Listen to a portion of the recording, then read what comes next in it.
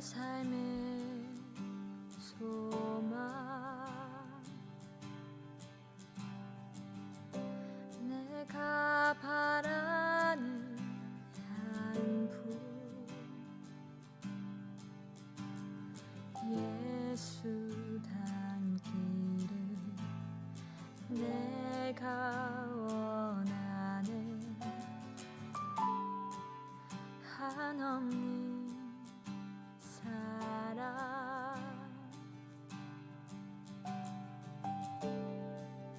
풍성한 긍휼, 예수 닮기를 내가 원하네. 예수 닮기를, 예수 보기를, 예수만 높이길 내가 원하네. 내 평생 소원, 예수 닮기를, 예수만 닮기를 내가 원하네.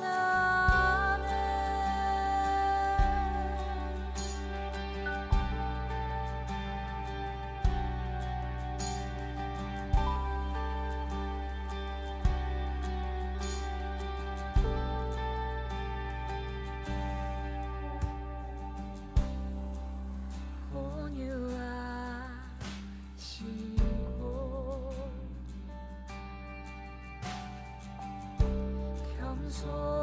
겸손하신 성품, 예수 닮기를 내가 원하네.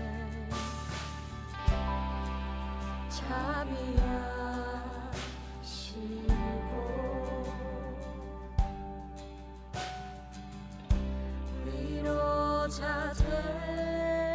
되신 주, 예수 닮기를 내가 원하네. 예수 닮기를, 예수 보기를, 예수만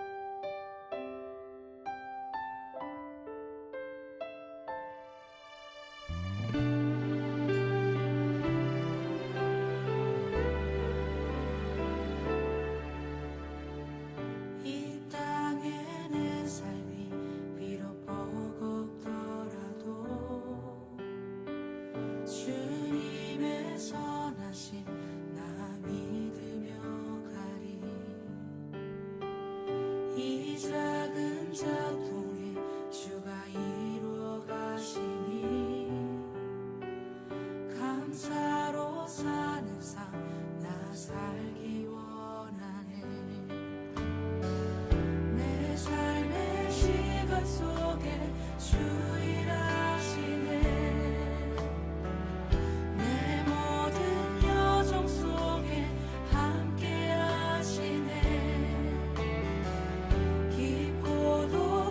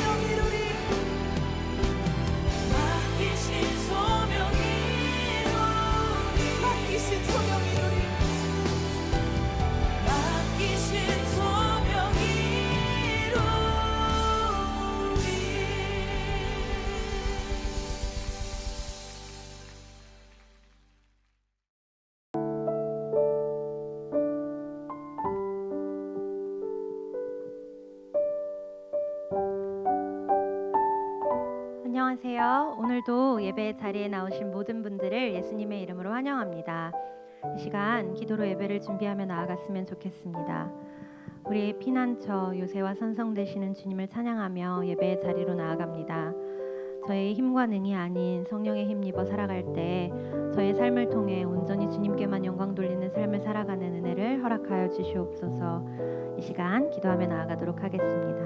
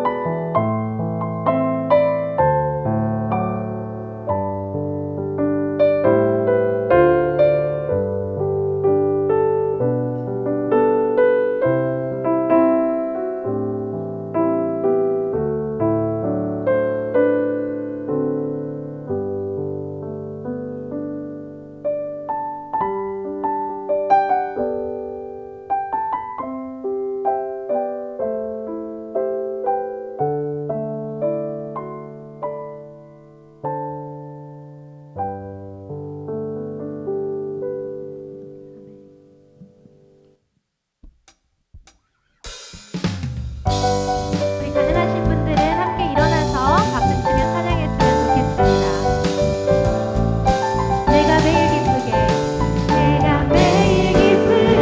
순례의 길 행하는 주의 팔이 나의 안보함이요 내가 주의 근복을 막는 참된 비결은 주의 영이 함께함이라.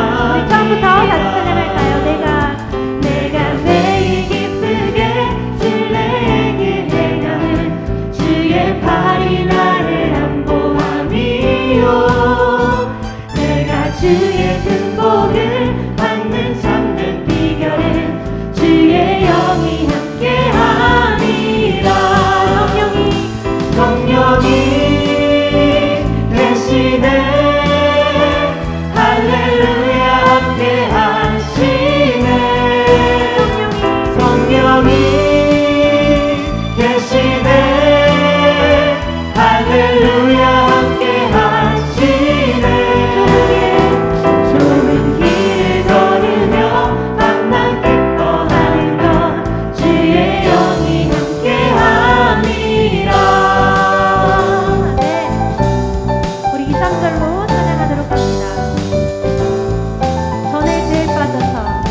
전에 죄에 빠져서 평안함이 없을 때 예수 십자가의 공로 힘입어 그 발 아래 엎드려 참된 평화 얻는 주의 영이 함께하리라. 나와 동행하시고 모든 염려하시니 나는 숲의 새와 같이 기쁘다. 내가 기쁜 마음으로 주의 뜻을 행하는 주의 영이 함께함이라. 성령이 계시네. 할렐루야 함께하시네. 성령이 계시네. 할렐루야 함께하시네. 좋은 길을 걸으며 만나 기뻐하는 것 주의 영이 함께하니. 세상 모든 욕망과 나의 모든 정욕은 십자가에 이미 못을 박았네. 어둠 밤이 지나도 무거운 짐 벗으니 주의 영이 함께하리라. 성령이 계시네. 할렐루야 함께하시네. 성령이 계시네. 할렐루야 함께하시네.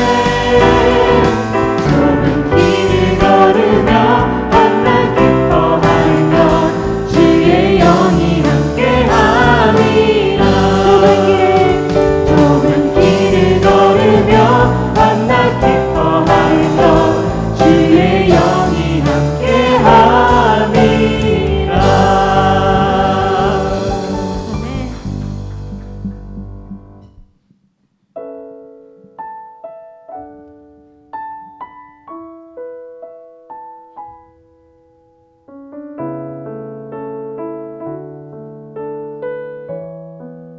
찬양합니다.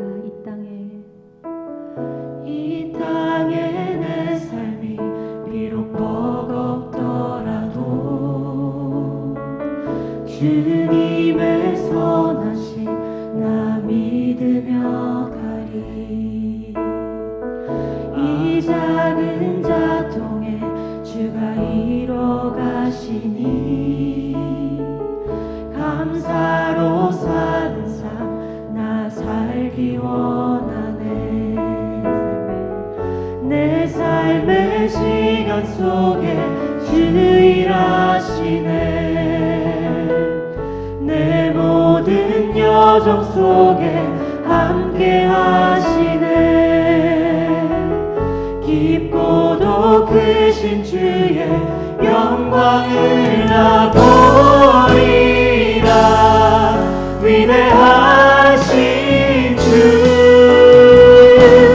나는 주님께 속한 자 되어 주의 나라 위에 전심으로 살리라.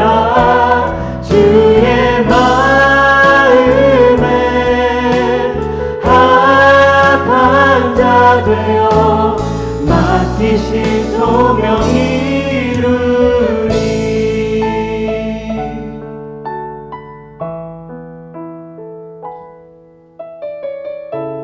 우리 처음부터 다시 찬양합니다. 이 땅의 내 삶이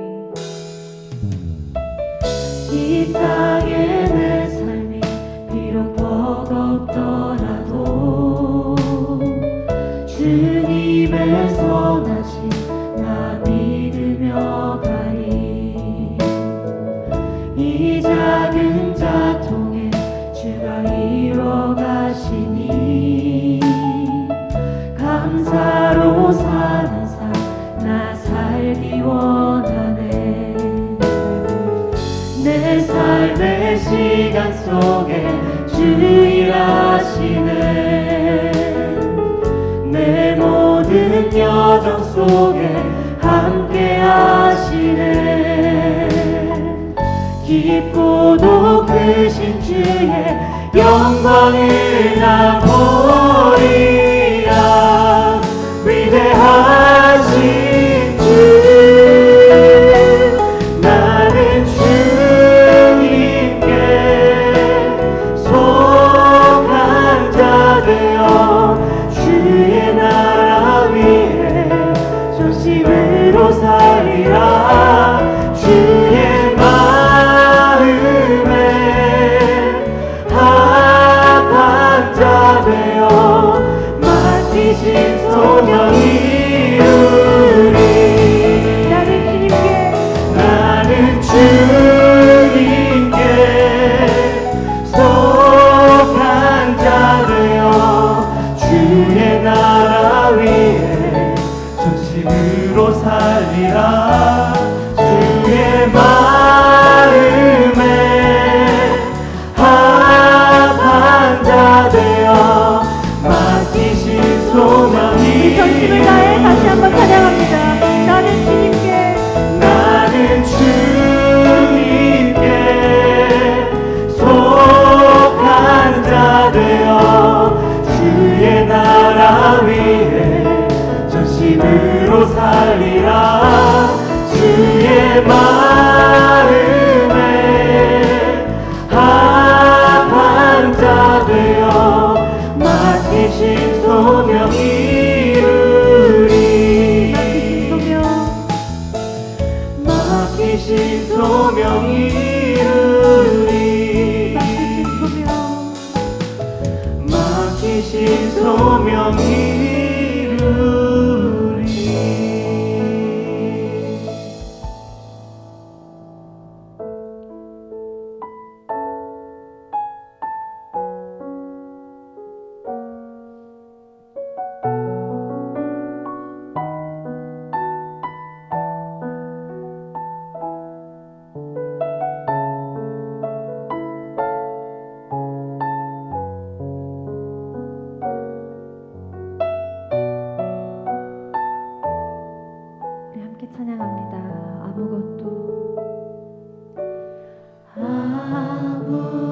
아무것도 두려워 말라.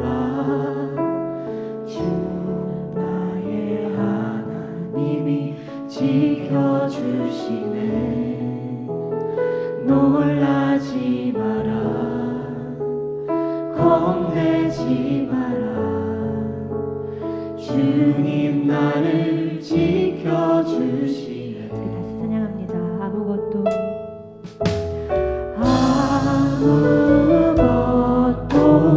두려워 말라.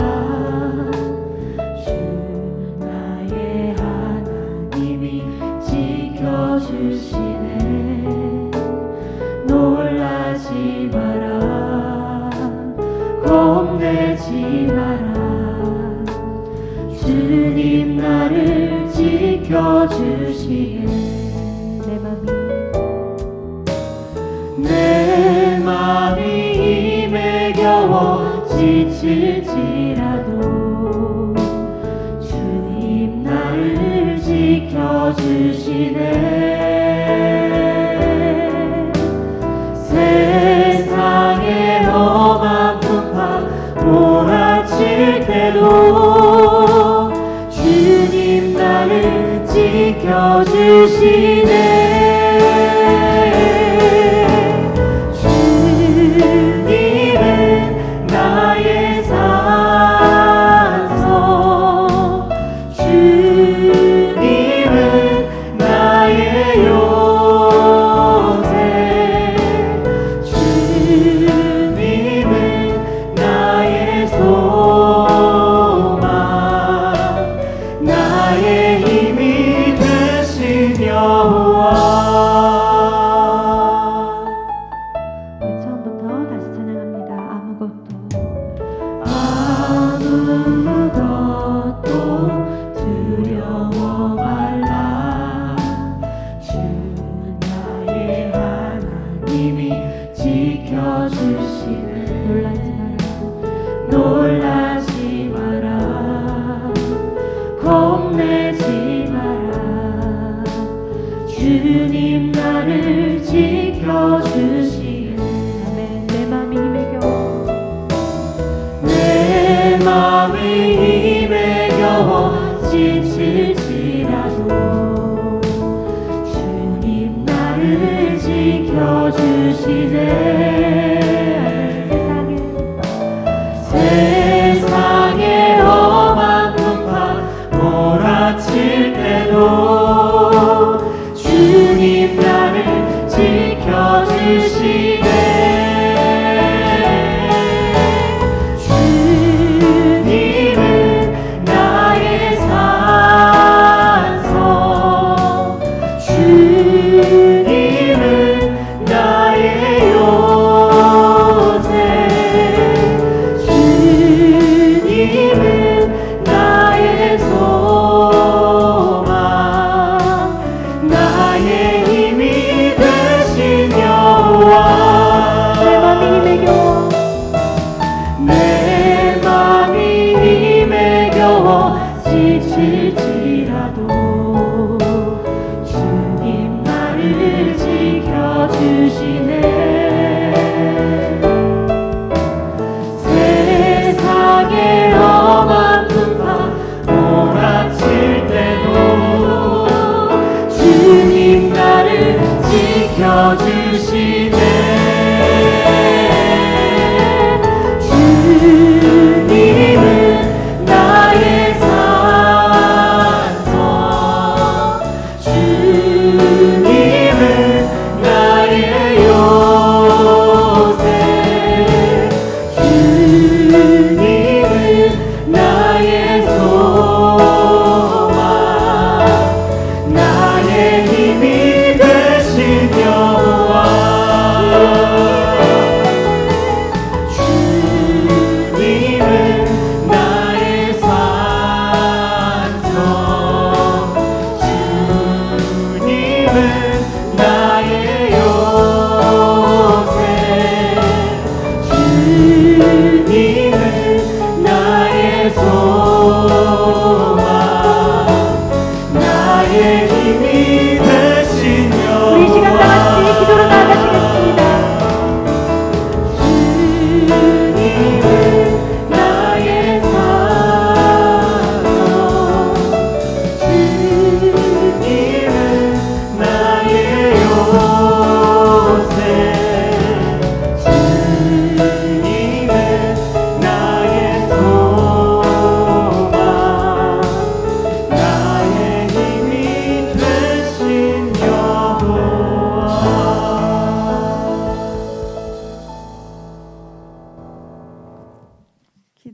기도하겠습니다.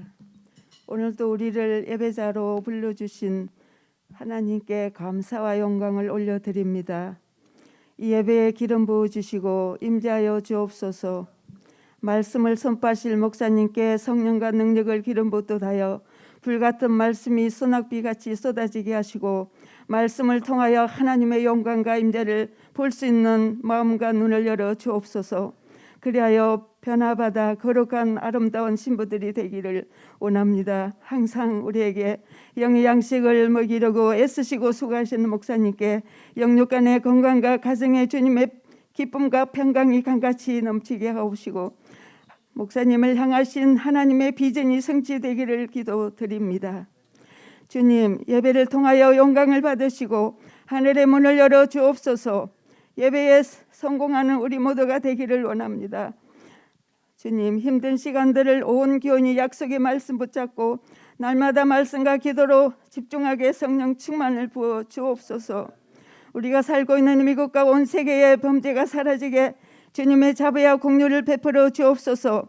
찬양단과 방송부, 예배부, 각 목장과 청년부와 유년부까지 모든 부서를 맡은 자들께 하나님의 은혜로 충성된 청지기 사명 잘 감당하여 주님께 칭찬받는 자들 되기를 기도합니다. 우리 조이빌 교회의 300명의 기도 용사를 일어나 목사님과 교회와 나라 민족과 선교지와 우리 이 세대를 위하여 밤낮으로 기도하게 하여 주시옵기를 주님께 강청합니다. 하나님의 소원이 우리의 소원이 되기를 원하옵나이다. 아버지 도와주세요. 몸이 아파서 교회 아버지 고통당하는 자들에게 주님의 여호와 라파 치료의 주님께서 일일이 방문하시어 치료의 광선을 비춰 주옵소서. 아버지 주님, 우리가 모여서 예배드릴 수 있도록 예비해 놓으신 성전을 속히 찾을 수 있게 도와주세요. 주님께서 가장 안전한 시간에 주실 것을 믿습니다. 온 나라에 임한 재앙들과 교회와 가정들을 파괴하고 하나 되지 못하게 하고 병을 주고 기도 방해하는 악한 영들을 파쇄시키시고 성령의 불로 소멸시켜 주옵소서. 우리 교회에 새벽 이슬 같은 청년들이 동방 서방 남방 북방에서 몰려와 요소의 불이 군대가 일어나 해계의 불길이 부흥의 불길이 아버지 활활 타올라 전도의 문이 활짝 열려 아직도 주님을 모르고 방황하며 제약과 쾌락의 늪에서 허죽거리는 저 불쌍한 영혼들을 구원하는 우리 조필 교회 우리 모두가 되기를 소원합니다.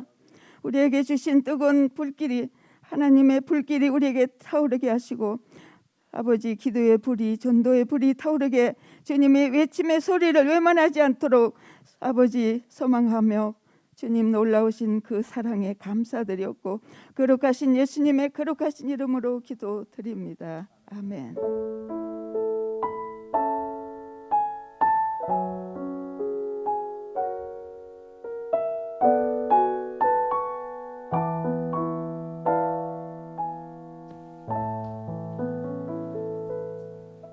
아멘. 여러분 정말 잘 오셨습니다. 우리 옆에 계신 분들과 함께 인사 나누시겠어요? 감사합니다. 잘 오셨습니다. 우리 집에 계신 분들도 한 주간 동안 또 수고하셨노라고 서로 격려해 주시면 감사하겠습니다. 광고 말씀 몇 가지 드립니다. 6월 15일부터 6월 18일까지 화수목금 우리 주일학교 아이들 온라인으로 BBS 한답니다.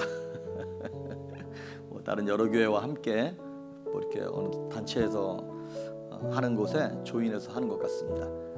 우리 교육부 담당 전사님과 또 우리 교육부 부장 집사님께 문의하셔서 우리 자녀들 이렇게 함께 참여해서 은혜 받으면 좋을 것 같습니다.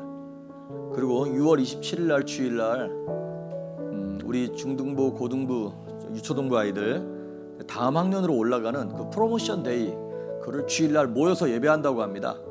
그래서 그 커뮤니티 센터를 빌려 가지고 한다고 하니까 우리 학부모님들께서는 6월 27일 날 마지막 주일 날 그거 유념하시고 함께 기도해 주시면서 도와주시면 감사하겠습니다. 오늘 우리에게 주시는 하나님의 말씀 보도록 합니다. 사무엘상 17장 1절에서 11절에 있는 말씀 그리고 16절 말씀 이렇게 보도록 하겠습니다. 사무엘상 17장 1절에서 11절 그리고 16절 말씀 제가 먼저 읽고 여러분이 읽으시고 교도하시겠습니다.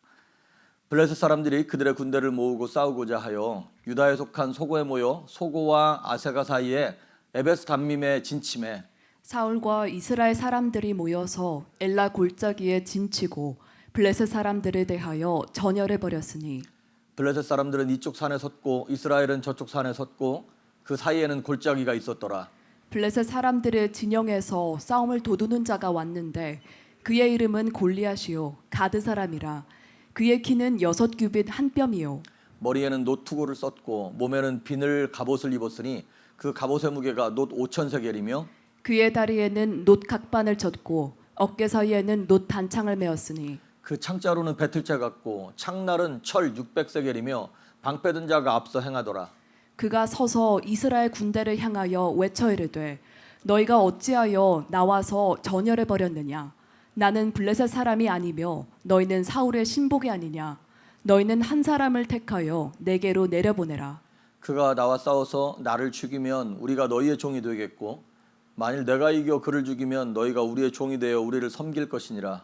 그 블레셋 사람이 또 이르되 내가 오늘 이스라엘의 군대를 모욕하였으니 사람을 보내어 나와 더불어 싸우게 하라 한지라. 사울과 온 이스라엘이 블레셋 사람의 이 말을 듣고 놀라 크게 두려워하니라.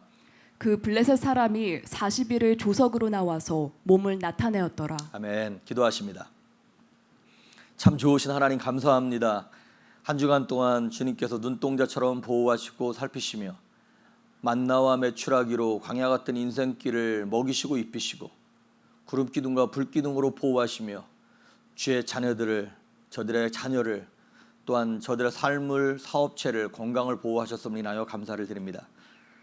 또한 물질 얻을 능을 허락하심으로 주께 주시는 은혜에 감사하며 하나님께 신령과 진정으로 예배할 뿐만 아니라 생명같이 여기는 물질을 올려드립니다.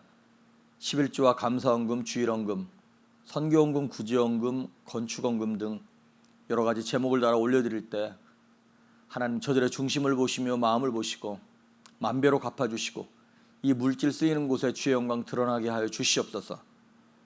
무엇보다도 사랑하는 성도님들 가운데 하나님께 헌신한 이들을 한 사람도 빠짐없이 기억하심으로 하늘의 기름진 복들과 신령한 복들과 땅의 기름진 복들로 채우시며 저들의 잔이 넘치도록 채워주셔서 이 땅을 사는 동안 물질 때문에 곤란당치 아니하게 하시고 연약함, 육체의 연약함 때문에 질병 때문에 하나님을 원망하지 아니하도록 강건케 하시며 주님의 능력과 은혜와 은총으로 기적을 체험하며 살아갈 수 있도록 저들의 가정을 만지시며 성령의 충만함으로 기름 부어 주시옵소서. 오늘도 말씀 가운데 함께 하실 간절히 소망하옵고 예수님의 이름으로 기도했습니다. 아멘. 사무엘상 강해 20번째 시간 사울과 골리앗이라고 하는 제목으로 하나님의 말씀을 전합니다. 다윗과 골리앗이 아니라 사울과 골리앗입니다. 자, 이스라엘 백성들이 가나안 땅에 들어가고 난 다음에 대적들이 참 많이 있었죠. 그런데 그 중에서도 평생의 대적이 누구냐면 블레셋입니다. 끊임없이 이스라엘 백성들을 공격하고 괴롭히고, 근데 이들이 이스라엘 백성들만 공격하고 모욕하고 끝나는 것이 아니라 하나님도 모욕을 하는 거예요. 하나님의 이름까지 들먹이면서. 그래서 오늘 4절에 보시면 그 블레셋 군대 가장 싸움 잘하는 장수 중에 하나가 골리앗인데 거기 이렇게 나와 있어요. 블레셋 사람들의 진영에서 싸움을 도두는 자라는 말이 나와요. 그러니까 우리식으로 표현하면 이거예요. 싸움꾼이라는 뜻도 되고요. 아니면 승지를 도두는 자, 내 평강을 무너뜨리는 자, 내 신앙생활을 방해하는 자, 내 기쁨을 빼앗아가는 자, 이게 바로 골리앗이에요. 여러분, 여러분의 삶의 골리앗은 무엇입니까? 근데 골리앗이 엄청 대단한 건지 알지만 아까 말씀드렸던 것처럼 이스라엘 평생의 대적이라 그랬잖아요. 블레셋 군대가. 이게 뭐 어쩌다 한 번 있는 큰 어려움일 수도 있지만 사실은 우리가 겪는 블레셋이고 우리가 겪는 골리앗은 누구냐면 사사건건 일어나는 그 작은 일들이에요. 사실은 오히려 큰 문제를 겪으면 성도들이 금식하고 정신 차리고 하나님께 쫙 달라붙는 경향이 많습니다. 그런데 생활 가운데 일어나는 작은 감정이 무너지는 것, 기분이 나쁜 것, 그리고 늘 얼굴을 맞대고 보는 그 가족 구성원, 옆에 있는 사람, 목장 식구, 이거를 쳐내지도 못하고 그냥 안 만날 수도 없고 늘 얼굴을 봐야 되고 늘 그 일을 해야 되는데 쉽게 뿌리 뽑을 수도 없고 연을 끊을 수도 없는 사사건건 걸리는 것들이 다 골리앗이고 우리 삶의 블레셋입니다. 그런데 이 골리앗에 대해서 오늘 성경이 4절, 5절, 6절을 보시면 굉장히 디테일하게 장황하게 디스크립션을 써놨어요. 어떤 사람인가. 그러면서 뭐라고 나와 있냐면 그 키가 6규빗 한 뼘이래요. 한 규빗이 손가락 끝에서 팔꿈치까지예요. 보통 45cm에서 50cm 정도 됩니다. 그러니까 6규빗하고 한 뼘이니까 뭐 15cm, 10cm 정도 되는 거거든요. 그러니까 우리식으로 하면 어느 정도 되는 거냐면 2m 70에서 한 3m 가까이 되는 게 골리앗의 키라는 거예요. 보니까요, 한국의 최용만 그 선수가 2m 18이고 그 중국의 야오밍 선수가 2m 29거든요. 그러니까 야오밍보다도 한 40cm, 50cm가 훨씬 더 큰 거예요. 자, 키가 그 정도 되고 그 다음에 5절에 보면 머리에는 노투구, 몸에는 비늘 갑옷. 근데 그 갑옷의 무게가 놋 5,000세겔이래요. 이게 한 57kg 정도 된다고 합니다. 어지간한 여성분들 몸무게만큼 되는 거예요. 갑옷을 입었는데 사람 하나 딱 메고 나오는 것처럼. 그 다음에 다음 절에 보니까 놋 각반, 그 다음에 놋 단창을 맺고 7절에도 보면 창이 있는데 배틀자 같고 창날은 철 600세겔이고 뭐 앞에 또 방패 든 보조 군사가 또 하나 따라오고 막 굉장히 디테일하게 4, 5, 6, 7절에 걸쳐서 골리앗을 묘사합니다. 왜 이렇게 디테일하게 묘사할까요? 골리앗이 누구냐면 우리가 여지껏 보았던 하나님 이렇게 말씀하셨죠. 나는 외모를 보지 않고 중심을 본다 그러셨죠. 외모를 볼 때 세상 사람들이 볼 때 가장 선두에 서 있는 사람이 바로 이 골리앗입니다. 그러니까 외모 중에 외모의 왕이야. 다른 말로 말하면 세상 사람들이 가장 이만하면 신랑감이네, 이만하면 사위감이네, 이만하면 무슨 뭐 사장감이네, 그래 학위가 뭐 하버드가 2개고 뭐가 하나고 이런 거야? 이 사람이네. 이게 바로 골리앗인 거예요, 여러분. 성경은 왜 이렇게 이 골리앗에 대해서 자세하게 썼냐면 이스라엘 백성들의 관점, 사울 왕의 관점, 세상 사람들의 관점에서 지금 골리앗을 본 거예요. 그 관점에서 봤더니 이 사람 키도 크고 얼굴도 잘생겼고 학벌도 괜찮고 집안도 괜찮고 다 괜찮네. 그렇게 보니까 우리가 가서 이 사람이랑 싸우기가 두렵네. 세상 사람들의 관점, 사울의 관점에서 봤을 때 두렵기 때문에 이렇게 쓴 거예요. 어디를 봐도 이게 허점이 없는 거예요. 여러분, 딱 두렵기 시작하면 어떻게 보이냐면 별것 아닌 것도 커 보이기 시작합니다. 그리고 그 앞에서 내가 어떻게 보여요? 초라해지기 시작합니다. 그 초라해지기 시작하면서 판단력이 흐려져. 그래서 무슨 말을 하게 되냐면 민수기 13장에 보면 이스라엘 백성들이 가나안 땅에 정탐꾼을 보내잖아요. 12명의 정탐꾼이 갔다가 와서 보고합니다. 근데 그 중에 10명이 갔다 와서 이렇게 얘기해요. 우리가 가나안 땅 가서 봤더니 그 가나안 땅에 있는 사람들이 누구냐면 네피림의 후손인 아낙 자손의 거인들을 봤다. 이렇게 얘기해요. 네피림이 창세기에 나오지 않습니까? 그러니까 거인족이에요. 그러니까 그 후손이라는 거예요. 그 후손 가운데 아낙 자손이 있는데 이 사람들이 우리식으로 말하면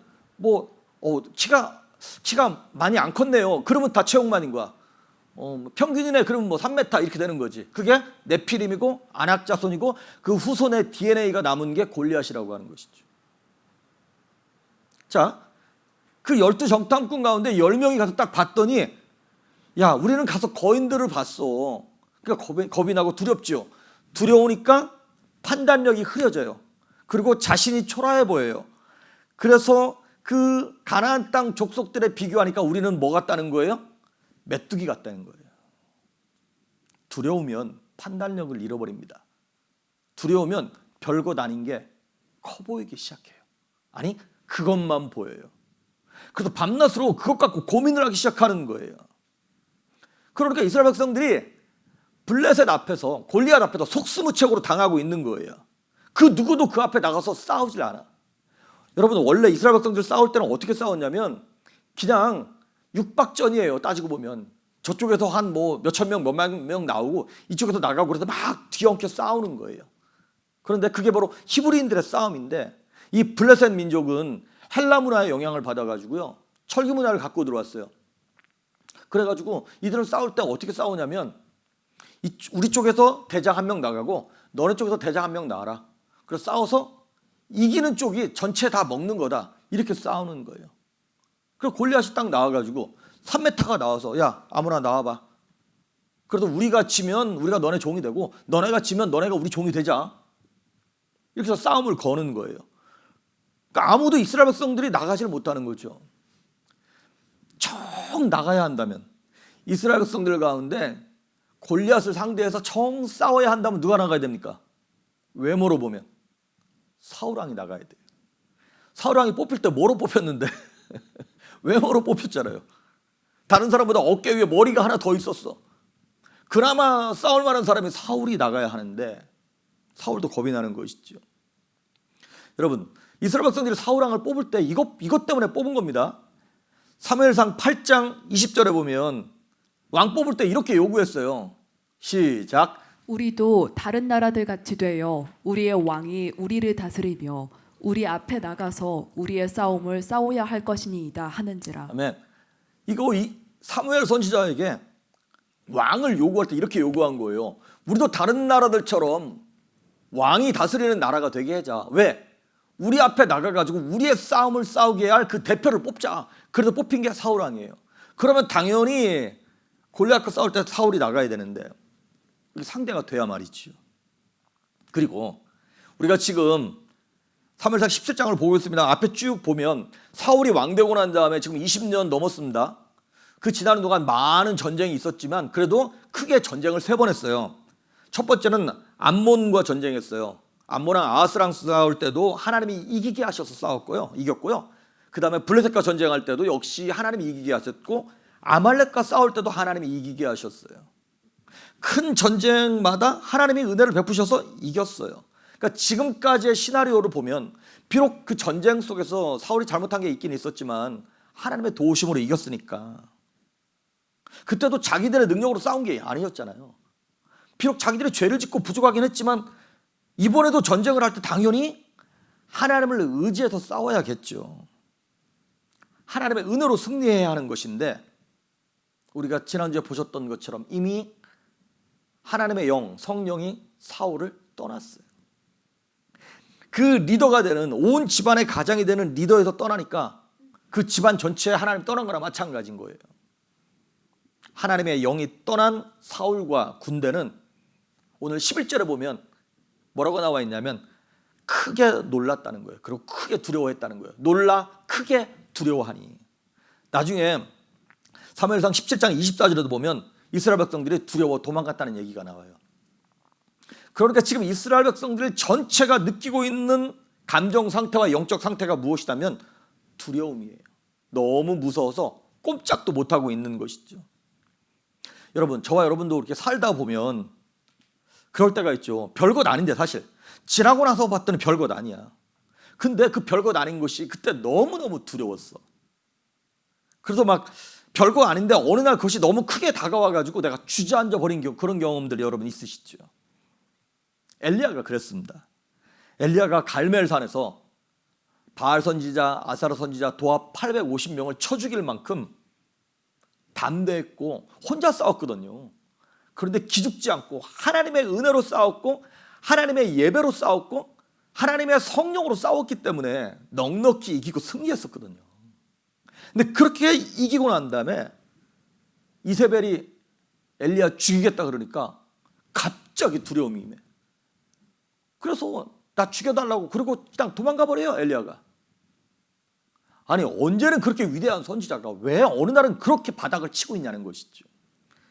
우리 인생 속에 두려움이 임하잖아요. 안 보여요. 하나님이 안 보여요. 문제가 너무나 커 보이는 거예요. 그러면 저와 여러분을 두렵게 하는 골리앗은 과연 무엇인지, 뭐 많이 있을 수 있겠죠.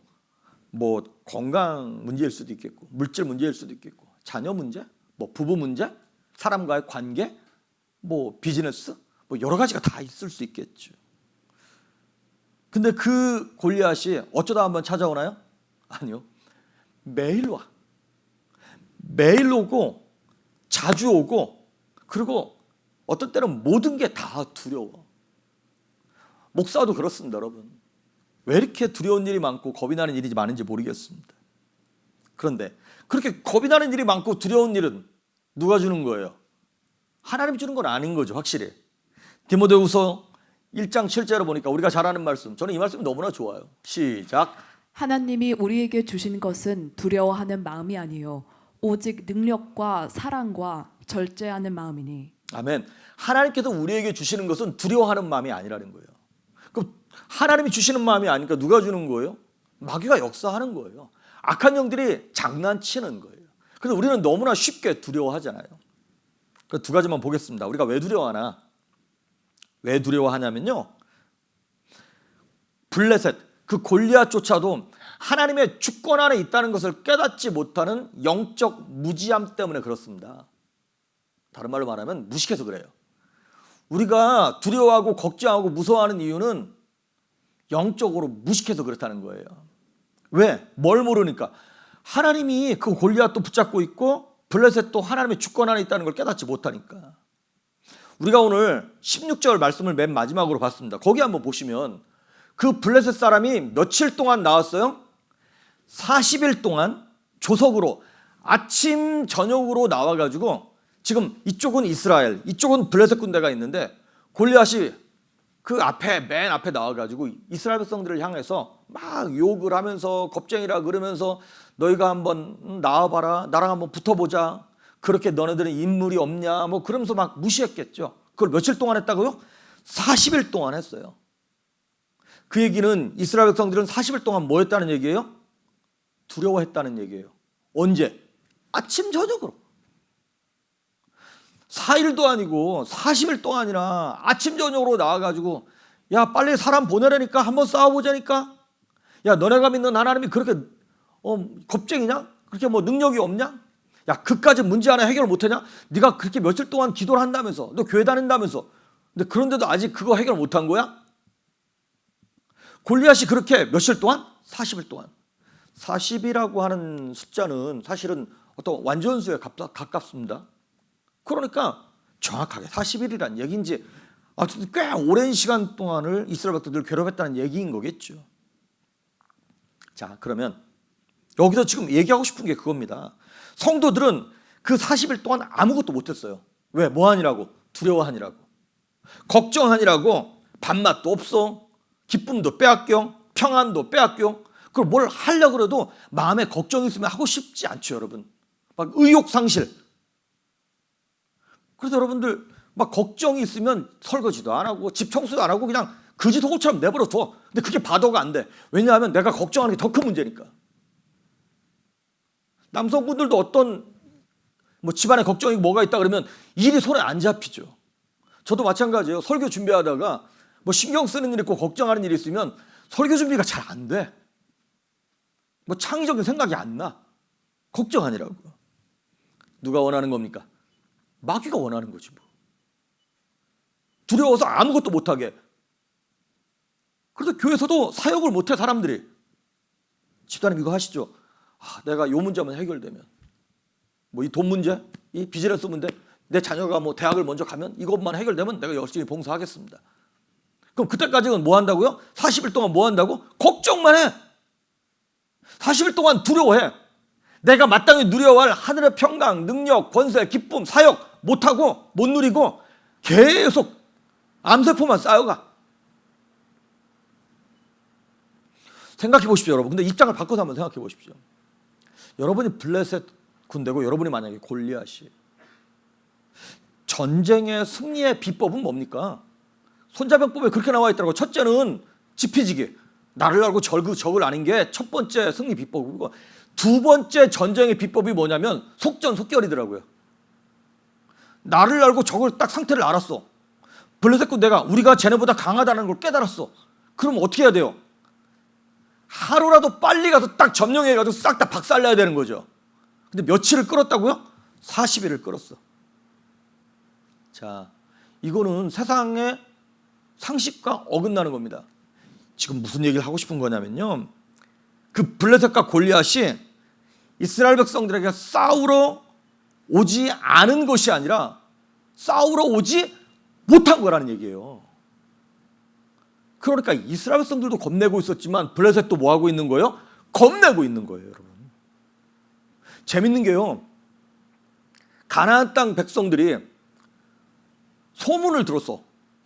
몇 년 전부터 야, 애굽에 있는 어떤 히브리 민족이라고 하는 민족이 출애굽을 했는데, 거기서 출애굽할 때 홍해를 가르고 그 다음에 광야를 지나면서 바산한 옥과 누구를 쳐 부수면서 지금 가나안 땅 근처까지 왔대라고 가나안 백성들도 듣고 있었어요. 자, 정탐꾼을 보냈더니 이스라엘 백성들이 다 두려워 떨었다 그랬잖아요. 야, 저들은 거인이고 우리 메뚜기야. 근데 나중에 가서 봤더니 뭐라고 나와 있냐면, 그 누굽니까, 여리고에 있는 그 기생 라합, 그 사람을, 그 입을 통해 가지고 야, 우리도 너네 소식을 들었어. 그래서 우리가 그 하나님이 인도하신 백성이 있다는데 너네가 여기 오리란 얘기를 듣고 우리 마음이 졸여가지고 겁내고 있었어. 그 거인 족속도 겁내고 있었던 거예요. 그러니까 지금 블레셋도 이스라엘 백성처럼 겁내고 있었던 거예요. 그러니까 계속 뭐만 하고 있는 거예요? 소리만 치고 있는 거죠. 아침 저녁으로 나와서 40일 동안 야, 나와봐. 그 시간에 빨리 쳐들어오면 되는 거 아니에요? 마치 겁이 많은 개가 열심히 짖는 것처럼 블레셋도 지저대고 있는 거예요. 아, 하나님이 지금 막고 계신 거구나. 하나님이 야, 너네 여기까지 40일이고 400일이고 간에 너 넘어오면 안 돼. 하나님이 지금 그 범죄하고 하나님의 성령이 떠난 사울이 있음에도 불구하고 하나님의 손길로 지금 보호하고 계시는 거예요. 그러면 빨리 깨닫고 뭐 해야 되냐면 회개하고 돌아와야죠. 그런데 지금 그렇지 못하고 있는 것이죠. 여러분, 혹시 꽤 오랜 시간 동안 40일이 아니라 4년 동안 아니면 14년 동안 고민하고 기도하고 이것 때문에 어떡하지? 그런 분들 계십니까? 이것 때문에 어떡하지? 겁난다, 두렵다. 그런데 아직 안 죽고 안 망했죠. 그건 하나님이 거기까지 이렇게 선을 그어놓으신 겁니다. 할렐루야. 하나님이 보호하고 계신 거예요. 우리만 겁내는 게 아니라 마귀도 같이 겁내고 있다니까 지금. 우리가 더 강력하게 일어날까 봐. 그러니까 우리가 지금 속고 있는 거죠. 욥기에 보면 마귀가 욥을 괴롭힙니다. 몸에 병도 나고 재산도 뺏어가고 자녀도 죽이고 많은 괴로움을 줘요. 그럼에도 불구하고 하나님이 뭐는 막으셨어요? 욥의 생명은 건들지 마. 시편에 나오는 말씀처럼 주님께서 줄로 재어준 구역이 있습니다. 하나님의 백성들, 하나님의 자녀들에게 하나님이 거놓으신 하나님의 마지노 라인이 있어요. 그거 이상을 못 넘어오게 되어 있습니다. 그런데 우리는 뭘 걱정하는 거예요? 월스트를 걱정한다 그랬죠. 믿음이 없으면 늘 월스트 케이스를 상상합니다. 아니, 골리앗이 넘어오지를 못한다니까요. 근데 우리는 이미 골리앗이 넘어와서 내 목을 쥐어잡고 내 목을 따는 것까지 벌써 상상하고 있다니까. 하나님이 막아주실 줄 믿습니다. 믿음 없으면 마귀가 우리에게 두려움을 계속 가져다 주는 것이에요. 그러니까 마귀가 주는 두려움의 실체는 뭐냐면 40일 동안 소리만 질러. 믿는 사람들의 머리털 하나 못 건듭니다. 소리만 지르는 게 다예요. 그래서 그 실체가 없는 두려움 때문에 믿음의 사람들이 괴로워하고 무서워하고 아무것도 못하면서 일어나지도 않을 일을 상상하면서 평강을 빼앗기고 있는 것이죠. 그래서 그거는 우리뿐만 아니라 이 사회가 그렇게 돌아가요. 우리 주변이 다 그렇게 돌아가요. 세상을 한번 보십시오. 경제 위기가 올 때마다, 무슨 위기가 올 때마다 TV에 막 전문가들이 나옵니다. 무슨 경제 수장들, 무슨 박사들, 대학 교수들 나와가지고 맨날 어렵다는 거예요. 이제 정말 위기가 왔다는 거예요. 그래서 맨날 단골 멘트가 있어요. 100년 만에 위기라나? 단군 이래 처음으로 겪는 무슨 불황이라나? 그 얘기는 옛날부터 계속 있었어. 몇십 년째 불황이고 몇십 년째 지금 위기래. 여러분, 평안할 때도 어려울 사람은 어려웠고요, 위기 때도 평안할 사람은 평안한 거예요. 세상에서 말하는 그 위기라는 게, 그 어려움이라는 게 언제는 안 힘들었나요? 그리고 그렇게 막 그런 전문가라고 하는 사람들이 나와가지고 잘 될 것이다, 좋아질 것이다, 평안하십시오 이렇게 얘기한 거 본 적 있어요? 항상 어려웠고 항상 부정적인 얘기였어요. 왜 그러냐면 그 전문가들이라고 하는 사람들은요, 뭘 갖고 있냐면 지나간 과거의 정보를 갖고 있어요. 인포메이션을. 그거는 문제에 대한 해답이 아니에요. 정답이 아니에요. 그들은 정보를 갖고 있을 뿐이지 정답을 갖고 있는 게 아니에요. 정답은 미래에 있는 거잖아요. 미래는 누구에게 속한 것이냐면 하나님께 속한 것인 줄 믿습니다. 그러니까 세상의 부정적인 말, 안 된다는 말, 어렵다는 말 믿고 같이 아직 오지도 않은 것 때문에 40일 동안 밥도 못 먹고 평안하지도 못하고 누리지도 못하고 왜 걱정하냔 말이죠. 예를 들면 제일 억울한 게 이거예요. 나 내일부터 하와이 6박 7일 동안 여행 가. 그런데 가기 하루 전에 뭔 사건이 빵 터졌어. 근데 이게 해결되려면 한 2주 걸려. 그러면 그 좋은 하와이 가서도 계속 그것만 고민하고 있는 거야. 바다에 그 파란 바닷물이 들어오지도 않고 하늘이 들어오지도 않고 즐거움을 하나도 못 누려. 갔다 왔더니 문제 아무것도 아니었어. 그러면 그 일주일 날린 것만 아까운 거잖아요. 그런 것처럼 우리의 신앙생활이 똑같습니다. 세상에서 말하는 거는 다 부정적인 얘기밖에 없어요. 왜? 마귀가 준 과거에 지나간 정보만 있으니까. 우리에게는 미래를 주관하고 계시는 하나님의 능력 있고 정답이 있는 줄 믿습니다. 그래서 아까 말씀드렸던 것처럼 가나안 땅을 정탐했던 그 10명 말고 그 10명의 결론은 뭐였냐면 우리는 메뚜기 같다 그랬잖아요. 그 사람들의 결론은 뭐예요? 우리는 메뚜기 같으니까 쟤네랑 싸우면 진다. 지기 때문에 어떻게 하자? 거기 들어가지 말자. 그럼 들어가지 않으면 어떻게 하냐? 애굽으로 돌아가자 이거잖아요. 어떻게 애굽으로 돌아갑니까? 불안하면요, 넘어서는 안 될 선을 넘기 시작해요. 불안하면 도대체 하나님이 계시긴 한 거야? 내가 신앙생활하는 게 이게 정말 쓸데없는 짓 하고 있는 거 아니야? 내가 그때 은혜 받은 것은 잠깐 내가 헷가닥 돌아가지고 잠깐 감정적으로 업돼가지고 그랬던 거 아니야? 넘어서는 안 될 선을 넘기 시작하는 거예요. 누구만 좋아한다고요? 마귀만 좋아하는 거죠. 그런데 생각해 보십시오. 40일 지나고 난 다음에 누가 와요?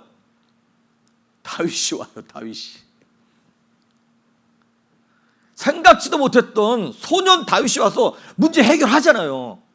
다윗이 온다는 얘기는 뭐가 온다는 얘기냐면 은혜가 달려온다는 얘기고 기적이 달려온다는 얘기입니다. 처음에 40일인지 몰랐지. 근데 하나님이 정하신 시간이 있습니다. 하나님의 카이로스가 있습니다. 그렇기 때문에 그때까지 뭐 해야 되냐? 버티는 거예요. 여러분, 버티는 게 실력입니다. 인내하는 것입니다. 문제는 그 인내하는 시간 동안 계속 반복적으로 겁을 주고 그리고 내 가까이에서 겁을 주기 때문에 힘들긴 해요. 그럼에도 불구하고 갈라디아에서 나오는 말씀처럼 선을 행하다가 낙심하지 말지니 피곤치 않으면 때가 이르매 거두리라 그랬잖아요. 그러니까 우리가 해야 될 일은 뭐냐면 낙심하지 않는 거예요. 즉 두려워하지 않는 거예요. 그래서 피곤하지 않으면. 근데 우리가 너무나 쉽게 피곤해. 왜? 지난주에 말씀드렸던 것처럼 예배자가 아니니까. 하나님께 내 인생을 올려드리지 않으니까, 맡기질 않으니까 영적인 힘을 공급받지 못하는 거예요. 저도 요즘에 답답한 것 중에 하나가 무엇이냐면 기도하지 못하는 게 너무나 답답해요. 뭐 집에서 뭐 묵상하면서 기도하죠. 근데 그런 기도 말고 새벽에 나와서 금요일마다 주일마다 소리를 질러가면서 영혼의 것들을 쏟아내고 토해내고 하나님 앞에서 울부짖음으로 쏟아내야 되는데 이게 기도의 자리가 없잖아요. 그래도 너 혼자 하면 되잖아. 그게 쉽지 않습니다. 뭐 창 안에도 혼자 하면 뭐 그럴 수 있겠습니다만은 뭐 그것도 하루 이틀이지. 이게 어떤 때는 어떤 시스템 안에 들어가서 막 억지로라도 새벽 예배 나가고 금요 예배 나가고 막 그래서 함께 옆에 있는 형제 자매들과 함께 목소리를 높여서 함께 찬양하고 기도할 때 영적인 야성이 살아나서 마귀를 대적하고 명령하고 막 힘이 나는 것인데 그게 안 되니까 참 어렵더라고요. 여러분, 피곤치 않으면, 그러니까 영적인 능력을 공급받아야 피곤치 않습니다. 때가 이르면 거두리라. 때가 이를 때까지 기다릴 수 있는 힘, 그것이 예배로부터 오는 것이고 하나님께로부터 오는 것인 줄 믿습니다. 고린도전서 10장 13절에 우리가 잘 아는 말씀 있잖아요. 너희가 감당할 시험 밖에는 우리에게 당한 것이 없다는 거예요. 너희가 감당치 못할 시험 당함을 하나님이 허락하지 아니하시고, 만약에 감당 못하겠다 그러면 하나님이 피할 길을 내서 우리로 능히 감당하게 하신다는 거예요. 그러니까 저와 여러분이 지금 겪고 있는 그 두려움의 문제, 낙심의 문제, 걱정과 어려움의 문제들 다 어떤 문제라고요? 감당할 만한 것입니다. 할렐루야. 그런데 마귀가 우리를 속이는 거예요. 나 감당 못하겠는데? 이 문제를 보니까 골리앗이네. 이거 가나안 아낙 자손이네. 그런데 우리가 언제 키로, 외모로, 학벌로, 돈으로 이긴 거 아니잖아요. 이스라엘 백성들 믿음으로 이긴 거고 다윗의 물맷돌과 그 믿음으로 이긴 거잖아요. 가나안 땅 점령할 때도 할례 받고 난 다음에 믿음으로 들어간 거잖아요. 그런데 우리는 자꾸 외모의 왕 골리앗을 맞으러 나갈 때 우리도 외모로 나가, 내 실력으로 나가. 그러니까 100점 100패지. 우리는 골리앗보다 클 수가 없어요. 골리앗이 갖고 있는 물질보다 더 많은 걸 갖고 있을 수 없고요.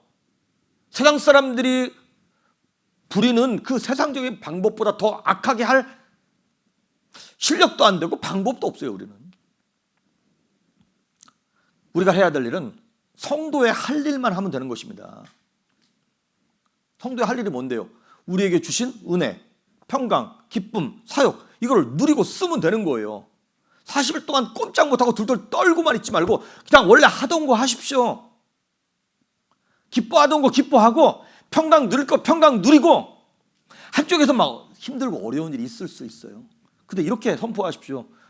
악한 영들아, 내 평강을 빼앗아간 이 귀신들아, 예수 이름으로 떠나가라.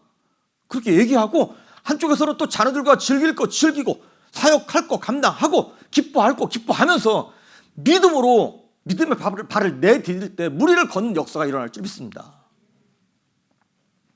하나님은요, 여러분 잘 들으십시오.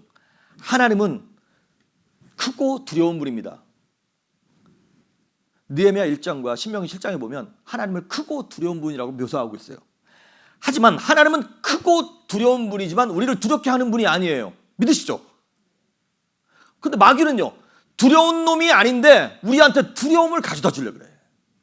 참 신기하죠? 그러니까 우리가 두려워하는 것은 마귀한테 속고 있는 것이죠. 그 두 번째로, 그러면 언제 두려움이 사라지는가? 많은 성도들이 실수하는 게 이거예요. 언제 두려움이 사라지게 하냐면 상황을 바꾸면 두려움이 사라지는 줄 알아. 그 사람에게로부터 도망가면 그게 없어지는 줄 알아. 아닙니다. 두려움은 언제 사라지는 거냐면 주님께 맡길 때 사라지는 것입니다. 크고 두려운 하나님을 우리가, 여기서 우리가 크고 두렵다 그러니까 막 무서운 하나님이라는 뜻이 아니라 경외한다는 얘기예요. 그 전능하신 하나님 앞에 겸손히 엎드리는 걸 두려워한다는 거예요. 그 하나님을 두려워할 때 주님께 우리의 문제를 맡기게 되는 것이고 두려움이 떠나가게 되는 것입니다. 목사로서 성도님들을 볼 때 안타까운 것 중에 하나가 무엇이냐면 이거예요. 골리앗을 만났을 때 두려워하는 것도 답답한데 더 답답한 것은 그 상황에서도 하나님을 안 찾아. 그렇게 힘들고 어려운데도 계속 자기 방법을 찾고 있어. 골리앗과 똑같은 방법으로 자기도 창을 들고 갑옷을 입고 막 그러고 있어. 100점 100패입니다. 보니까 성도가 어렵다고 하나님을 찾는 게 아니더라고요. 믿음이 없는 성도들이 뭐 하나 가만히 봤더니요. 첫째, 자기 눈에 보기에 유력한 것을 찾아요. 나를 보호해주고 감싸주고 가려줄 것이 뭔가라고 하는 인간적인 골리앗이 갖고 있는 것과 똑같은 것을 가지려고 막 유력한 것을 찾아. 첫 번째 방법이야. 근데 골리앗을 상대할 만큼 그런 유력한 것들이 우리에게는 없잖아요. 그 다음에 느끼는 게 뭐냐면 두 번째가 그게 없으면 좌절하기 시작합니다. 이게 늘 패턴이야. 문제를 닥치면 골리앗의 방법을 찾고 그게 없으면 좌절하고 이게 계속 반복되고 있어요. 그러니까 이 골리앗은 그렇잖아요. 그러니까 우와 놀랬을 때 누군가가 놀라면 재밌으니까 자꾸 계속 그걸 하잖아. 그런 것처럼 자꾸 우리한테 겁만 줘. 근데 더 이상 우리를 건들지는 못해. 왜? 하나님이 막아주셨으니까. 그러니까 우리가 평생 일생에 매여 종로로 탄다는 말이 있죠. 죄 때문에 죽음이 무서운 거예요. 망하는 게 무섭고 아픈 게 무섭고 뭐가 안 될까 봐 무섭고 계속 걱정과 근심 속에 두려워하면서 일생에 매여 마귀에게 종로로 타는 인생이 된 거예요. 마귀가 원하는 대로 흘러가고 있는 거죠. 사복음서에 보면 베데스다 연못가에서 38년 된 병자가 있어요. 가끔 천사가 와서 물을 동하면 먼저 들어가는 사람이 병이 낫는다라고 하는 전설이 있어요. 근데 이 38년 된 중풍병자가 우리랑 똑같은 방법으로 일을 처리하고 있어요. 첫째, 유력한 것을 찾아. 중풍병이라고 하는 골리앗이 자기한테 왔는데 자기가 내가 뭘 해야 될까 찾더니 그렇지, 물이 움직일 때 나를 제일 먼저 물속에 넣어줄 사람을 막 찾고 있어. 근데 뭐 그게 쉽나요? 물이 움직이면 자기보다 좀 덜 아픈 사람, 조금이라도 건강한 사람이 먼저 홀라당 들어가지? 그러니까 자기보다 더 한 사람이 들어가니까 유력한 것을 찾다가 없으니까 뭐 하냐면 좌절하는 거예요. 그래서 모든 만물의 주인 되시는 예수님이 옆에 오셔서 어떻게 해줄까? 뭐 이런 거잖아요. 그러면 예수님, 내가 낫기를 원합니다. 나를 고쳐주십시오. 뭐 이래야 되는 거잖아요. 그런데 이렇게 얘기하고 있어요. 나를 물에 넣어줄 사람이 없네요. 그러면서 좌절하고 있는 거예요. 세상의 방법이고 우리의 방법입니다. 여러분, 그러면 이 염려와 두려움, 걱정, 이거를 하나님께 맡겨야 되는데 하나님께 맡긴다는 게 과연 뭔가? 하나님께 맡길 수 있는 사람은 이거예요. 이 모든 일의 결과를 맡길 수 있는 사람이 염려를 하나님께 맡기는 거예요. 이것이 어떻든 하나님의 주권 안에 있습니다라고 하는 거를 하나님이 가장 좋은 것으로 주실 줄 믿습니다라고 하고 그 결과를 하나님께 올려드리는 사람이 하나님께 맡기는 거예요. 자, 하나님께 이 모든 결과를 어찌됐든 하나님이 가장 좋은 걸로 주실 줄 믿습니다라고 하는 믿음이 있는 사람이 그걸 올려드리는 것이죠. 마태복음 14장 29절에서 31절의 말씀을 보시면 베드로가 이제 무리를 걷는 얘기예요. 한번 읽어볼까요? 시작.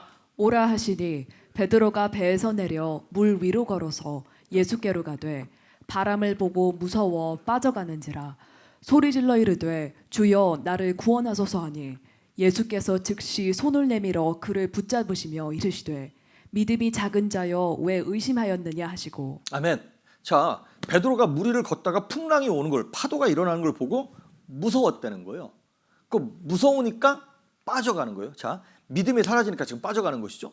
자, 무서운 것은 가상입니까? 아니요, 현실이에요. 자기가 직접 느끼는 거니까, 파도가 몰려오고 있는 거니까. 그런데 예수님은 베드로를 보고 이렇게 말씀하세요. 왜 무서워하냐는 거예요. 그러면서 왜 무서워하냐? 아니, 현실이니까 무서워하지. 그런데 예수님은 믿음이 작은 자라는 책망을 하세요. 여기 되게 중요한 원리가 들어있습니다. 무서운 건 현실이에요. 여러분이 겪는 고난, 고통, 아픔, 질병, 가난, 이거는 현실이에요. 내가 지금 직접 겪는 거예요. 그러니까 아프고 힘들고 무서운 거 당연한 것일 수도 있습니다. 그런데 예수님이 우리한테 요구하시는 건 뭐냐면, 야, 현실로부터 도망쳐, 이걸 요구하는 것이 아니라 뭘 요구하시냐면 믿음을 요구하시는 거예요. 믿음은 뭐냐면 초월이에요. 초월. 초월이 뭐예요? 건너뛰는 거를 초월이라고 그러잖아요. 현실, 내가 지금 이렇게 소리가 나고 아픈 거는 진짜 일어나는 일이에요. 그런데 이 아픔을 믿음으로 뭐 하라고요? 초월의 단계로 먼저 가서 보내는 거예요. 이게 무슨 얘기냐면 현실은 뭐냐면 3차원의 세계예요. 보고, 듣고, 만지고. 그런데 믿음은 어디에 속한 차원이에요? 4차원의 영적 세계에 속한 거예요. 잘 들으세요. 현실은 3차원이고 믿음은 4차원이에요. 왜? 아직 이루어지지 않은 것을 내가 보지도 못하고 듣지도 못하고 만지지도 못한 것을 내가 믿음으로 지금 보는 거잖아요. 미리 보고 미리 듣고 내가 미리 상상하고 있는 것이죠. 자, 현실은 3차원이고 믿음은 4차원이에요. 언제든지 하위 차원은 상위 차원에 의하여 지배받습니다. 그것에 의하여 간섭받습니다. 무슨 말씀인지 아시죠, 여러분? 1차원이 2차원을 건들 수 없고 2차원이 3차원을 건들 수 없어요. 근데 반대로 3차원은 2차원을, 2차원은 1차원을 건들 수 있죠. 예를 들면 이런 거예요. 가끔 우리 TV에 보면 우리 뭐 쥐새끼를 실험 쥐를 갖다 놓고 미로를 만들어 놓고 이렇게 벽을 세워 놓고 이 쥐가 어떻게 가가지고 어디에서 치즈를 찾나 뭐 이런 거 보잖아요. 자, 쥐 입장에서는 막혀 있는 그 모든 것들이 현실이에요. 그게 3차원이죠. 그런데 그 실험을 진행하고 있는 실험 진행자는 어디서 보고 있어요? 그거를 위에서 보고 있네. 그 4차원인 거예요. 우리식으로 따지면. 그러니까 쥐는 지금 당장 공간이 열려 있는 걸 생각하지 못하기 때문에 2차원에 갇혀 있는 거죠. 2차원에 갇혀서 벽, 뭐 선, 여기도 갇혀 있는 거예요. 그런데 3차원의 세계에서 보고 있는 실험자는 공간이라고 하는 개념이 들어가니까 이렇게 가면 되네, 이렇게 쉽게 보이는 거예요. 믿음이 바로 그와 같습니다. 우리가 겪는 이 땅에서 겪는 것들은 이 공간 안에 갇혀 있고 시간 안에 갇혀 있어요. 하지만 믿음이라고 하는 4차원은요, 시간과 공간을 초월하죠. 이게 왜 중요한 거냐면 4차원의 영적 세계라고 하는 것은, 영적 세계는 시간을 초월해요. 시간을 초월한다는 얘기는 하나님은 우리의 시작과 우리의 현재와 우리가 앞으로 어떻게 될 건가에 대한 미래도 알고 계시고 보고 계십니다. 믿으십니까? 우리의 시작과 끝을 현재처럼 보고 계신 분이 마치 실험자 같은 4차원에 속해 있는 주권자가 되시는 우리 하나님이십니다. 그러니까 우리는 지금 당장 시간을 초월할 수 없기 때문에 내일이 어떻게 될지, 1년 후가 어떻게 될지 우리는 알지 못하지만 하나님은 어떻게 한다고요? 보고 계시는 거예요. 여러분 그 인터스텔라 영화 보셨죠? 거기 보면 그 매튜 뭔가 그 아빠가 그 시간을 초월해서 블랙홀에 빨려 들어가 가지고 과거로 돌아가. 그리고 자신의 딸을 뭐 이렇게 뭐 책을 밀어 가지고 뭐 이렇게 움직여서 그걸 눈치채게 한단 말이죠. 그런 것처럼 하나님은 우리의 과거와 현재와 미래를 현재처럼 보고 계십니다. 할렐루야. 우리가 이해는 안 가요. 근데 그게 4차원의 영적 세계라고 하는 것이지. 그러나 믿음은 4차원의 영적 세계에 속한 거예요. 베드로는 지금 자기가 겪고 있는 그 풍랑 때문에, 우리가 겪고 있는 골리앗 때문에 너무 힘들고 어려워. 그런데 하나님은 이 문제의 끝을 보고 계신 줄 믿습니다. 우리의 죽음까지도 보고 계시는 거예요. 어떻게 죽을 것인지, 이 문제가 어떻게 해결될 것인지. 그러니까 우리는 우리의 노력으로 어떻게 하면 치즈를 찾아갈 것인가 노력하는 실험쥐가 아니라 하나님의 관점에서 우리의 인생을 볼 수 있기를 바랍니다. 그렇지. 하나님은 합력하여 선을 이루신다 그랬지. 주님이 나를 붙잡고 계시고 너는 내 아들이야, 너는 내 딸이야, 내가 너를 알고 너의 이름을 알고 있어라고 말씀하시고 계신 것이에요. 믿음으로 우리의 인생을 볼 수 있기를 바랍니다. 그러니까 시간과 공간을 초월한다는 얘기는 우리의 죽음도 초월한다는 얘기잖아요. 죽음이 초월되면 다 초월되는 겁니다. 이 땅에서 제일 무서운 게 죽음이잖아요. 그런데 우리는 이미 죄의 문제를 해결했고, 죄의 삭은 사망이라 그랬으니까 죄의 문제를 해결하는 사람은 사망의 문제를 해결하는 것이고, 하나님의 관점에서 더 이상 죽음이 무섭지 않은 자들이 되기 때문에, 그렇지, 하나님이 모든 것을 주관하고 계시지라고 하는 하나님의 전능하신 하나님을, 크고 두려운 하나님을 믿고 담대해질 수 있게 되는 것이죠. 여러분, 그러니까 삶 속에 고난이 많은 게 문제가 아니라 우리의 끝, 우리의 결과를 볼 수 있는 영적인 눈, 믿음이 없는 게 문제고, 초월자가 되시는 하나님을 못 믿는 게 문제지. 내게 오는 그 문제가 아닌 줄 믿습니다. 저도 그렇고 여러분들도 그렇고 삶 속에 큰 문제들이 한두 개씩은 다 있습니다. 정말 어쩜 그렇게 한 가정도 빠짐없이 그렇게 문제들이 다 있는지 모르겠어요.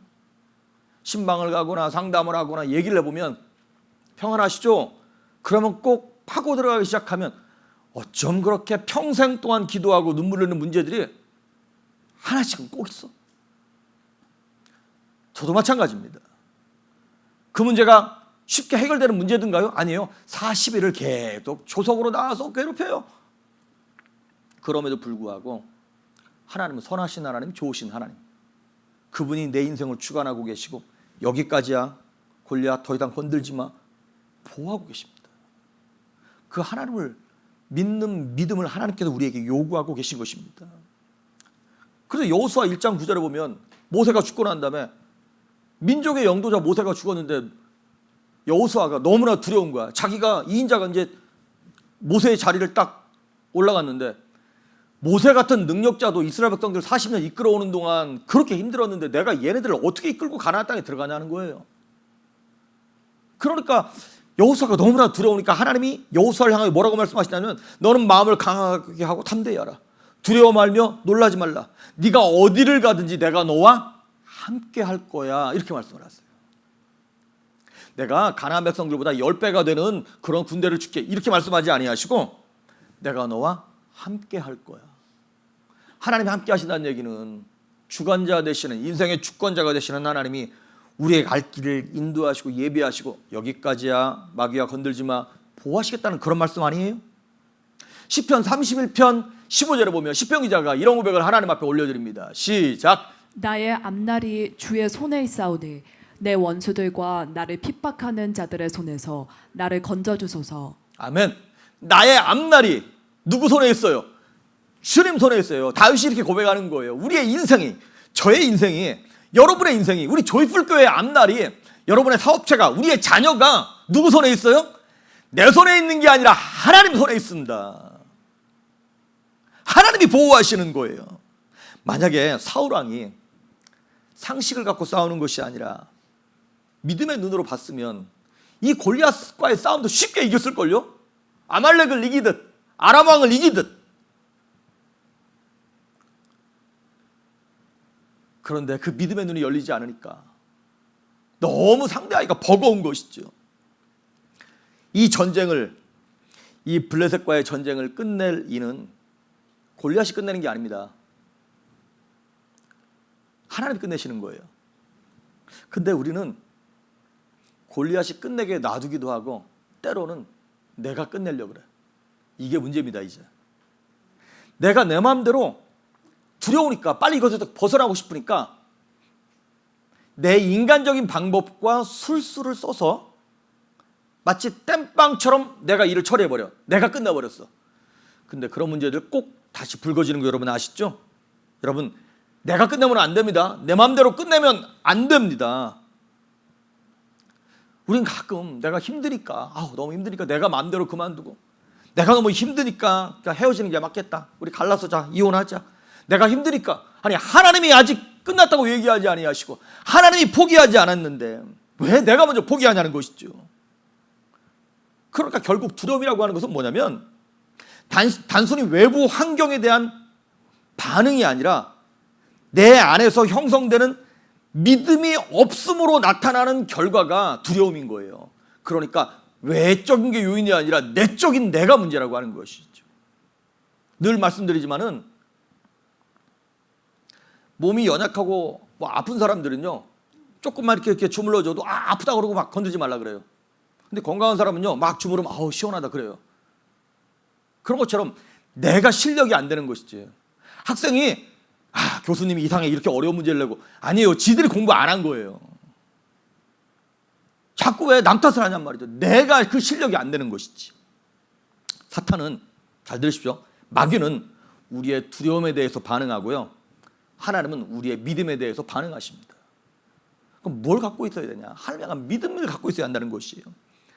다음 주에 나오겠습니다만은 이 믿음에 대한 가장 확실한 표본은 다윗이에요. 다윗이 기본기가 있었어요. 그러니까 믿음이 엄청 크다 이 얘기를 하는 것이 아니라 다윗은 기본기가 제대로 갖춰져 있었어요. 그러니까 다윗의 영적인 뿌리가 있었다는 것이죠. 그러니까 무슨 얘기를 하고 싶은 거냐면, 환경이 아무리 무섭고 힘들고 어려워도 그는 하나님과의 관계가 똑바로 딱 서 있으니까 어떤 문제가 와도 같은 방식으로 해결하는 거예요. 이게 되게 중요한 겁니다, 여러분. 다윗이 골리앗을 이긴 것은 물론 물맷돌 실력도 좋긴 했습니다만 물맷돌 실력 때문에 이긴 게 아닙니다. 돌멩이가 커서 이긴 게 아니에요. 다윗이 골리앗을 이길 수 있었던 것은 뭐냐면 다윗에게 있던 기본적인 관계, 믿음 때문에 이긴 겁니다. 이런 거예요. 다윗은 어렸을 때부터 양을 치러 나갔죠. 양을 치러 나가면 그 어린아이가 10대 초반 중반 때부터 양을 친 거잖아요. 양을 치는 게 우리처럼 가끔 1시간 풀 먹이는 게 아니라 어떤 때는 몇 날 며칠 밖에 나가가지고 양 풀을 먹이고 다시 데리고 들어오는 거예요. 그러면 그 광야에서, 인적이 없는, 아무도 없는 광야에서 혼자 먹고 자면서 거기다 있는 거예요. 밤에 얼마나 무서웠겠습니까? 그 어두움이 무서웠겠죠? 그 다음에 늑대나 이리 같은 게 오는 것이 무서웠겠죠? 근데 그때마다 다윗은 뭐 한 거예요?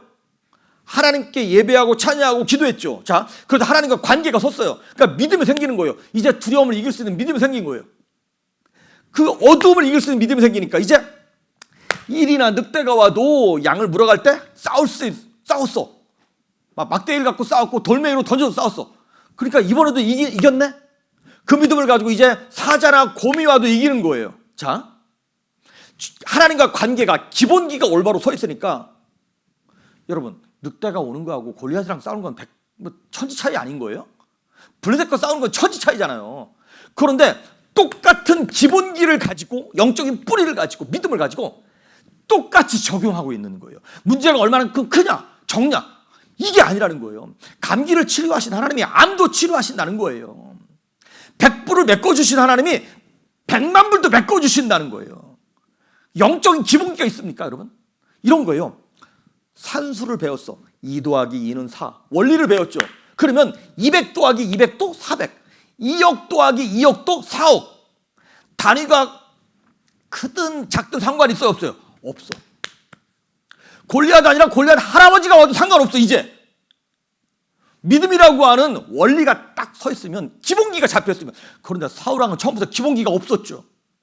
하나님과의 관계가 없었잖아요. 믿음이라고 하는 것이 존재하지 않았잖아요. 작은 은혜, 작은 승리, 그 간절한 예배를 통하여 작은 은혜와 승리를 경험한 사람이 결국에는 큰 지적을 나타나게 되는 것이죠. 그러니까 믿음을 갖는다는 얘기는 단순해졌다라고 하는 얘기랑 똑같은 거예요. 단순해졌다. 2 더하기 2는 4. 200억 더하기 200억은 400억. 단순해진 거예요. 근데 그 단순해졌다는 얘기가 아무 생각이 없어졌다는 얘기가 아닙니다, 여러분. 무슨 얘기냐면 문제를 정확하게 파악했다는 거예요. 정리가 됐다는 얘기예요. 이건 답이 아니네. 이건 아니네. 이거 다 쓸데없는 것들이네. 이거 다 우리를 속이기 위한 그림자네. 본질은 이거네. 이걸 깨닫는 거예요. 믿음으로 단순해졌다. 믿음을 붙잡았다라고 하는 것은 문제의 핵심을 정확하게 파악했다라고 하는 뜻이에요. 그런데 생각이 복잡한 분들 계시죠? 요즘 너무 복잡해. 해골이 복잡해. 이런 분들 계시죠? 왜 그런 거예요? 내 생각이 많아서 그래요. 잘 들으십시오. 하나님은 복잡하게 말씀하시지 않아요. 하나님은 일을 복잡하게 만들지 않습니다. 아니던데? 나 지금 이것을 해야 할지 저것을 해야 할지 모르겠던데? 이 남자인지 저 남자인지 잘 모르겠던데? 내가 이 직장을 가야 할지 저 직장을 가야 할지 모르겠던데 막 이렇게 고민하시는 분들 계시죠? 왜 그런지 아세요? 그럼 우리가 계산해서 그래요. 하나님은 명확합니다. 근데 우리가 복잡해지는 이유는 욕심이 들어가니까. 그러니까 하나님은 처음부터 명확해요. 이거라고 말씀하셨어요. 그런데 나는 내 욕심으로 이 사람도 붙잡고 싶고 이 사업도 하고 싶고 이 돈도 갖고 싶은 거야. 그러니까 일이 복잡해지기 시작해. 목사도 똑같습니다. 교회 일 되게 간단합니다. 근데 제 욕심이 들어가기 시작하는 거예요. 그러면 이제 그때부터 그 간단한 문제를 놓고 하나님 뜻이 어디 있게 뭘 어디 있어? 옛날부터 하나님 말씀하셨는데. 하나님은 명확합니다. 아니 어쩌면 여러분 우리가 기도하려고 맘먹고 무릎만 꿇어도 하나님이 이미 말씀하셨어. 근데 우리가 뭐 하는 거예요? 못 들은 척하고 있는 거야. 내 욕심 때문에 이 문제 이거 달라는 것이지.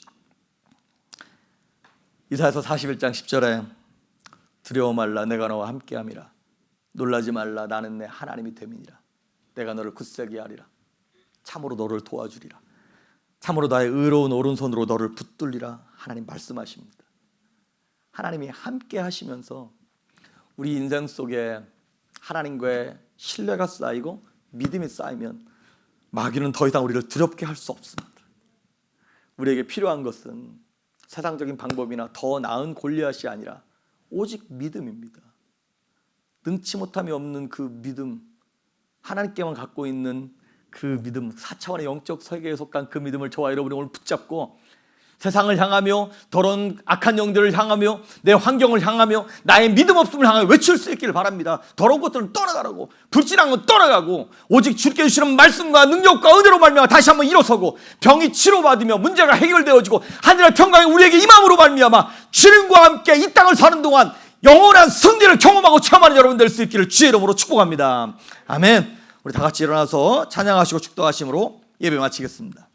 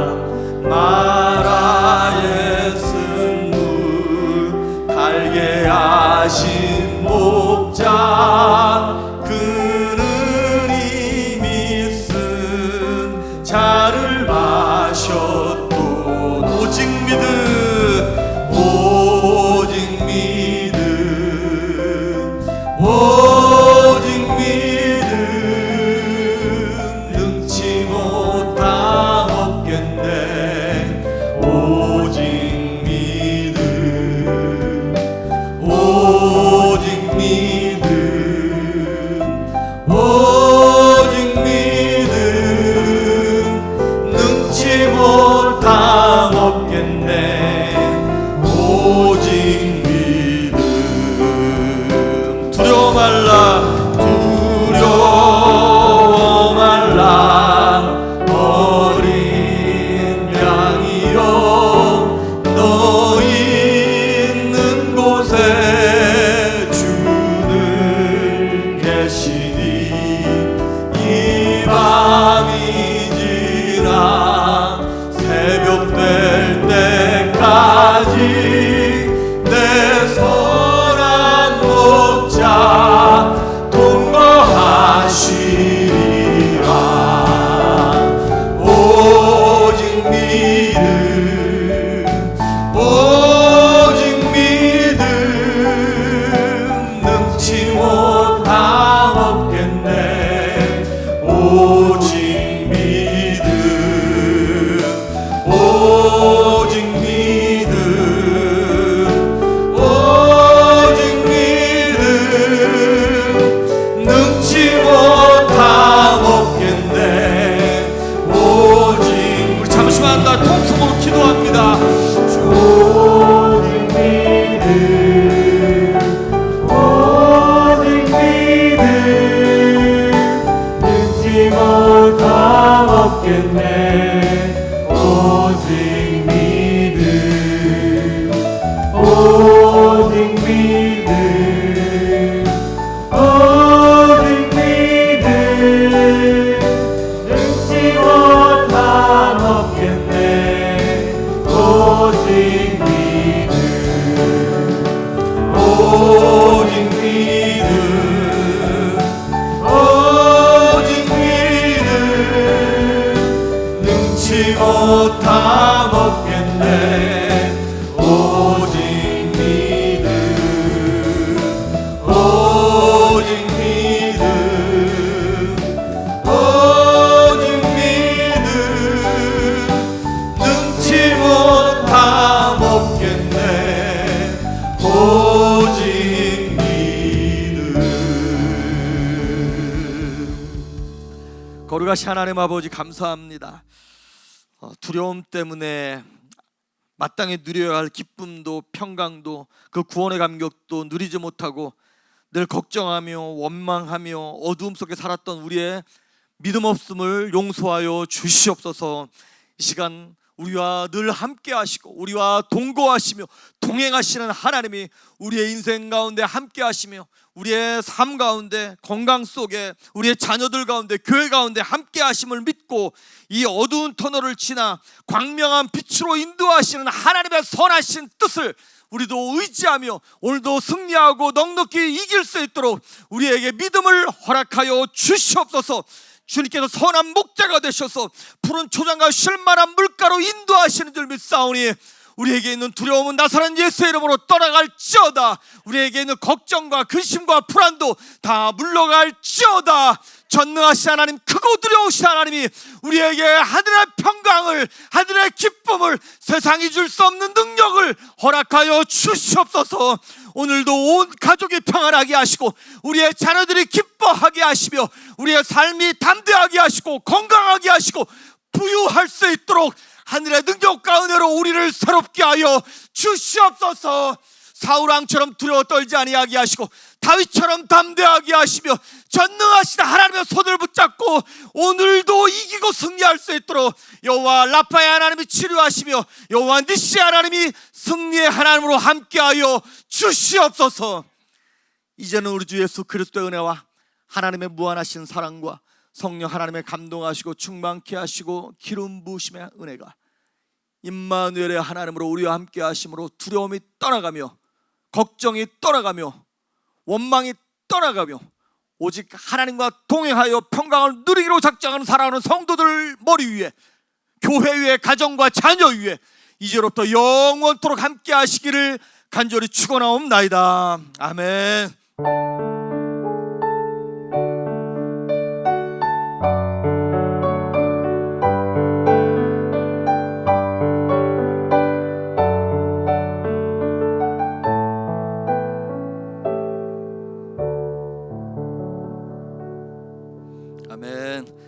시간도 승리하시길 바랍니다.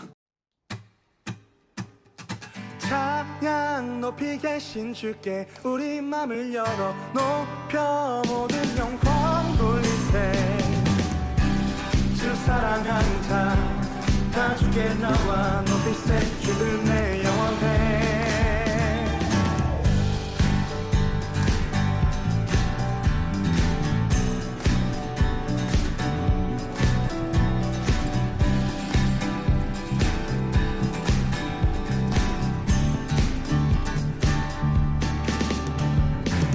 주 나와 함께 하시니 부족함 없네. 그가 나를 이끄시니 주 따르네. 그의 거리로 날 인도하네. 내 영혼 노래해. 어둠 길 걸어갈 때에 난 노래하네. 주 나와 함께 하시니 나 두려움 없네. 주의 선함과 인자하시니 평생 날 따르리. 찬양 높이 계신 주께 우리 맘을 열어 높여 모든 영광 돌리세. 주 사랑하는 자 다 주께 나와 높이세. 주 내 영원해. 찬양 높이 계신 주께 우리 맘을 열어 높여 모든 영광 돌리세. 주 사랑하는 자 다 주께 나와 높이세. 주를 내 영원해. 주 나와 함께 하시니 부족함 없네. 그가 나를 이끄시니 주 따르네. 의의 거리로 날 인도하네. 내 영혼 노래해. 어둠 길 걸어갈 때에 난 노래하네. 주 나와 함께 하시니 나 두려움 없네. 주의 선함과 인자하심이 평생 날 따르리. 찬양 높이 계신 주께 우리 맘을 열어 높여 모든 영광 돌리세. 주 사랑하는 자 다 주께 나와 높이세. 주를 내 영원해. 찬양 높이 계신 주께 우리 맘을 열어 높여 모든 영광 돌리세. 주 사랑하는 자 다 주께 나와 높이세. 주를 내 영원해. 찬양 높이 계신 주께 영광 우리 주 아버지. 주의 나라 주의 영광 영원 영원히.